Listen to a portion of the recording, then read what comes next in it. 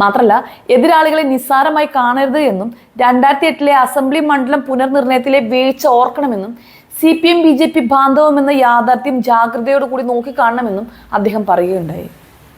ഇതൊക്കെ മനസ്സിലുണ്ടായിട്ടാണ് കഴിഞ്ഞ ആഴ്ച കൂടെ ഉണ്ടായിരുന്ന മുരളീധരനെയും ചാണ്ടിയുമ്മനെയും ഒക്കെ പിണക്കി വിട്ടത്.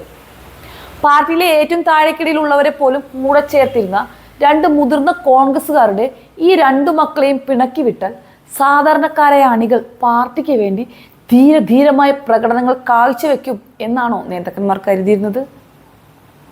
ഈ മാധ്യമങ്ങളുടെയും ജനങ്ങളുടെയും മുൻപിൽ ഛർദ്ദിക്കാൻ എടുക്കുന്നതിന്റെ പകുതി സമയം മതിയല്ലോ അവരെയൊക്കെ ചേർത്ത് പിടിക്കാൻ. ചുരുക്കി പറഞ്ഞാൽ, തങ്ങളുടെ എല്ലാ പോരായ്മകളും തിരിച്ചറിഞ്ഞുകൊണ്ടുള്ള ഒരു കിടിലൻ കളിയാണ് ഇത്തവണ കോൺഗ്രസ് കളിക്കാൻ പോകുന്നത് എന്നൊക്കെ നമുക്ക് ഒറ്റ നോട്ടത്തിൽ തോന്നുമെങ്കിലും പഴയ വീഞ്ഞ് പുതിയ കുപ്പിയിലാക്കുന്നു എന്ന് മാത്രം.